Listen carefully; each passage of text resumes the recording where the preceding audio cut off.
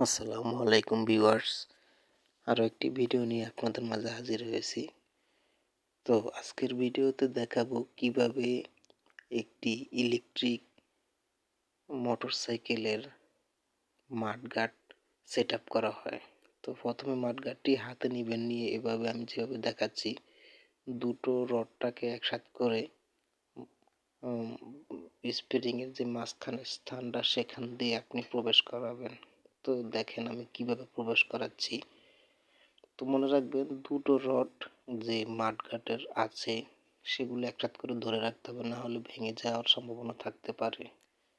তো দেখেন এখন আমি অলরেডি মাডগার্ডটি প্রবেশ করিয়ে দিলাম। তো এখানে মাঝখানে একটা নাট আছে, নাটটা আগে অবশ্য খুলে নেবেন। তো খুলে নেওয়ার পর এখন নাটটা লাগিয়ে দিবেন। তো এটা একটি খুবই নর্মাল কাজ, তারপরেও হয়তো দেখা গেছে যে অনেকের ভিতরে এতটুকু ধারণা থাকে না কিভাবে এই মাডগার্ডটি ইনস্টল করা হয়। যদি একটু ভুল করেন তাহলে ভেঙে যাওয়ার সম্ভাবনা থাকতে পারে। তো আপনারা অবশ্যই দেখেন আমি কিভাবে কাজগুলো করে থাকি। তো আমার কাজের ভিতরে অবশ্যই আপনারা ভালো কিছু শিখতে পারবেন। তো দেখেন আমি কিভাবে কাজটা করছি। তো এখানে হচ্ছে এখন আমি নাটটি টাইট দিতেছি। তো এভাবেই এই কাজগুলো করে থাকা হয়। তো দর্শক, আপনাদের জন্য অবশ্যই নতুন নতুন ভিডিও নিয়ে হাজির হব। তো দেখতে থাকুন আমি কিভাবে কাজগুলো করে থাকি।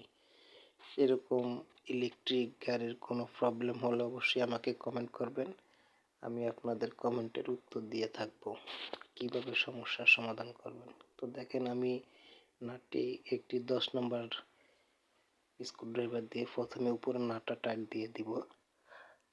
তারপরে পাশে যেমন যে দুটো রড আছে বডির সাথে সেট আপ করতে হবে, সেখানেও দুটি 10 নম্বর নাট। তো আমি প্রথমে নাটটি খুলে নেব। খুলে নেওয়ার পর এই পাশের যে রোয়াটা এখন এই যে বসিয়ে দিলাম, এটার মাঝখানে একটা ফুটো আছে, সেখান দিয়ে নাটটা প্রবেশ করিয়ে আমি বডির সাথে টাইট দিয়ে দিলাম। তো অলরেডি আমার এক সাইড হয়ে গেল। তো এবার আমি এটাকে ভালো করে টাইট দিয়ে এবং পরবর্তী কাজটা করতে থাকবো। তো দেখেন পরবর্তী নাটটা আমি সেই একইভাবে খুলে নিয়ে সেট আপ করে দিলাম। তো আপনারা যারা আমার কাজ অবশ্যই ভালো লাগে দেখেন, অবশ্যই কমেন্ট করবেন।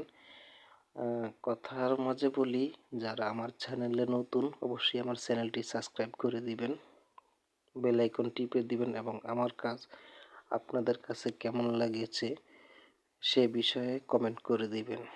নতুন নতুন ভিডিও নিয়ে আপনাদের সামনে আবার হাজির হব। সবাই ভালো থাকবেন। আসসালামু আলাইকুম।